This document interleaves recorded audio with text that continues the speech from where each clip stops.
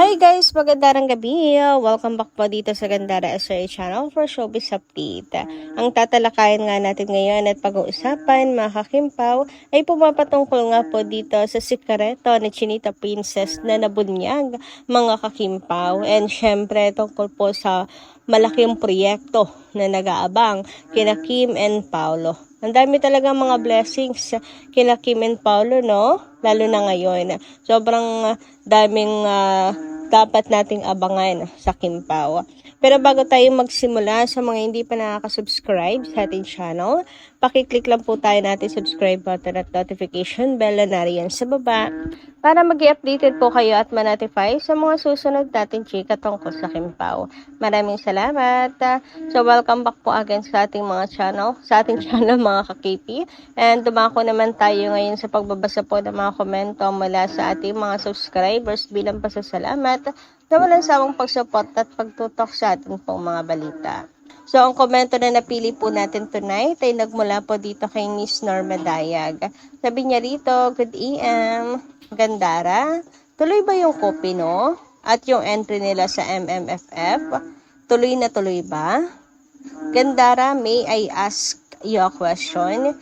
Is it true that Kim is preggy and Paulos is also conceiving due to his consistent very sleepy, which this is a sign wherein a girl is conceiving and her tummy ay may nakikita na bump.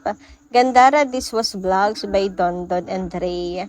For me as a fan of Kimi, no worry. She is in her late 30s na. So if ever na legit yung vlogs nila Dondon at Ray, no worry. Kasi at least she was capable of early conceiving regardless of her age. But Kimi must be careful at this stage because they are prone to miscarriage. There must be a complete follow-up with Kimi by the doctor. Yes, we love it. And we pray this to Mama Mary na hindi mahirapan magbuntis if ever na legit yung pagbubuntis mo. God bless you, KP, and you, Gandara, and family. Grabe naman sa chika si Miss Norma Dayag nang bibigla mga kakimpaw. And kung ako nga po ang tatanungin nyo, mga ka-KP, sa pinapakita po ni Chinita Princess ay mukhang malabo at hindi po totoo ang balita ng kanyang pagbubuntis, mga kakimpaw. Kasi nag-heavy workout pa siya mga ka-KP. Ayan po, based sa kanya pong shinare na sa kanyang social media account kahapon na pagpo-workout ay malabo po talaga. Pero na lamang kung siya ay late upload lang. Madalas rin kasi nagle-late upload si Kim.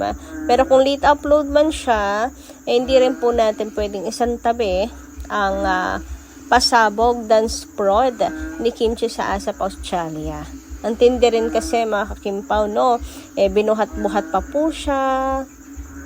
And napakagaslaw din ni Kimi sa kanya pong pagsasayaw. Kita rin po natin talaga na parang wala naman pong iniingatan na baby si Kim sa kanyang tummy, no mga kakimpaw. Although yan naman po talaga ang pangarap natin para sa kanilang dalawa, kay Kim at kay Paolo Avellino. Pero siguro hindi pa ngayon ang tamang panahon mga kakimpaw para sa kanilang mga mini-me, no?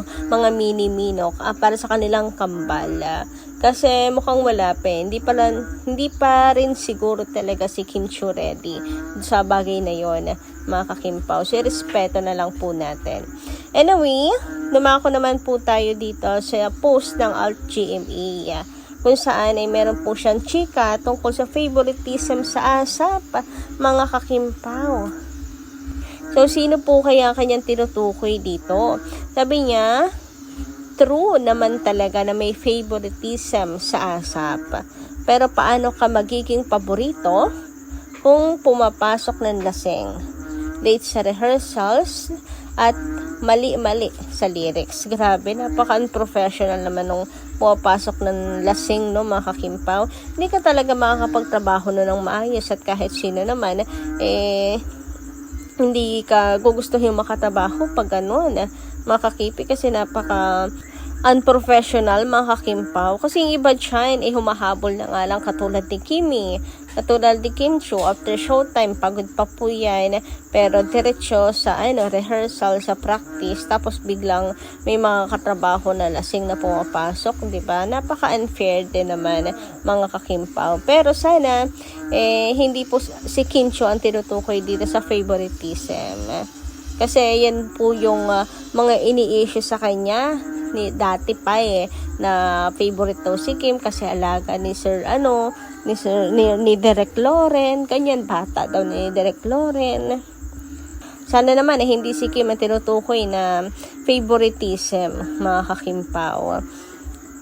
Anyway, dumako naman po tayo ngayon dito sa pagpasok po muli ni Chinita Princess sa Showtime. So, after nga po ng ASAP, welcome po ulit si Kimi sa Showtime. So, walang katotohanan na siya, tinanggal na, no, mga kakimpaw dahil nagkaalitan sila ni Vice. Mukhang totoo naman sabi ni Vice na hindi po sila magkaaway ni Kim. So, ito nga sabi dito, seeing Kim's genuine happiness is all I ever want to see. Happy Monday, Kimi Shu. So, ayun. After nga po ng ASAP, ayun, nung Monday. And ngayon, present po si Kimi sa Showtime. Kaya masaya po ang mga Kimpaw Lanchas. Yan naman po ang gustong-gusto nilang nakikita parate kay Kim. Yung kanyang happy face. Sana nga po ay wala na nga siyang problemang kinikim-kim sa kanyang puso. Kasi yan lang po talagang gusto nilang makita. Ang tunay na kaligayahan ni Kim Chen. Kung masaya siya sa Showtime, why not, diba? Palagpasin na lang din natin yung mga nangyari, mga issues. Kasi dito masaya si Kim Amantala, dumako naman tayo dito sa good news mga kakimpaw. Meron po tayong nasagap na balita kung saan ang magiging movie nila Kim and Paolo ay sobrang ganda daw mga kakimpaw at imposibleng hindi po makapasok at makapasa sa MMFF. Perfect nga daw po para kay Kim at Paolo ang project na to na kanilang ay papasa sa MMFF bilang kanila pong entry mga kakimpaw. And napakahusay din daw po ng direktor mga kakipi. Ayan. Sabi ni Sir EJ, daw po niya to, dream role, dream project para sa Kimpaw, para kay Kim at kay Paula Avellino. So, nakakatuwa naman dahil mayroon na naman pong bagong karakter na bibigyan po ng buhay ni Kim and Paolo. Sana another genre, mga kakimpaw, na hindi pa nagagawa ng Kimpaw, no? Para talagang malubos-lubos nila, mga kakimpaw, ang kanilang partnership. Kasi yan po yung laging pinag-uusapan nila Kim and Paolo. Ano pa ba yung mga pwede nilang ibigay sa kanilang mga fans? And kung ito po ay ultimate dream ni Sir EJ para kay Kim and Paolo, so sigurado masaya si Sir EJ kasi finally natupad na, no? At gagawin na ng Kimpaw. And syempre, para mangyari din po yan 100%, dapat natin pong ipagdasal na makapasa po ito para meron po tayong panonoorin sa sinihan sa Disyembre, mga kakimpaw. Sobrang excited na po ako para dito sa bagong movie na yan nila Kim and Paolo. Meron na rin ako mga pictures na nakikita.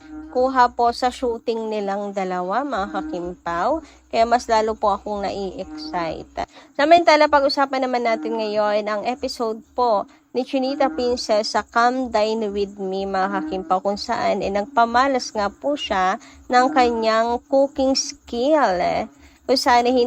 Cooking skills kung saan hindi nga po inaasahan ng mga fans na talagang mahusay pala talaga si Kim magluto, na nagluluto pala talaga si Kim kasi lagi pong busy si Kim sa kanya pong work, and di rin po natin nakikita siya na mag-cook, mga kakimpaw, even sa kanyang mga vlogs. So ayun, gulat din po sila na talagang si Kim ay nagluluto pala talaga. Sabi nga dito, wow, Kimi is a revelation here as a woman. She can really cook pala as her standards and level of quality. Her depth as a woman wipe material talaga. Into tablescape and putting together meaningful experience. I have a new idol. Hashtag Kim Chu. Nako, wipe material naman talaga po si Kim Chu. Kaya nga, nagustuhan niya ni Paula Avellino. Maalaga rin po si Kim. Super white material talaga. Ano pang hahanapin mo sa isang Kim Chu? Matalino, mabait, madiskarte, white material. Nako, naka-jackpot ka talaga kay Kim.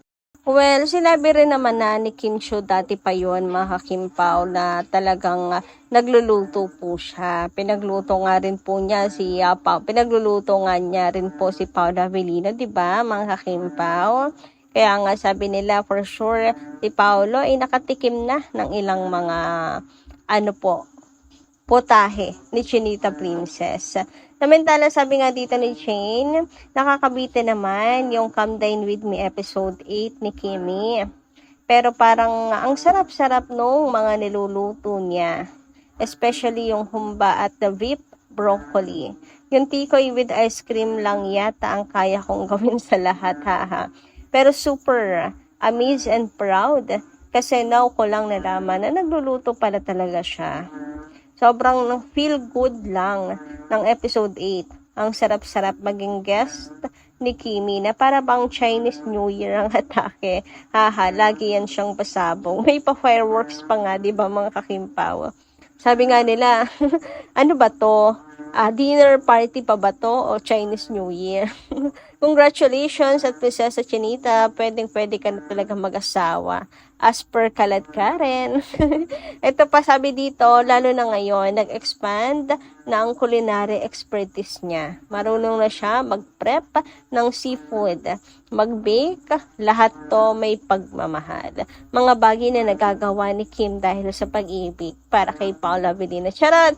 So yun lang po muna guys ang ating update. Maraming salamat po sa inyong pakikinigan. Kita kasi po muli sa susunod nating chika. Maraming salamat at ingat po palagi.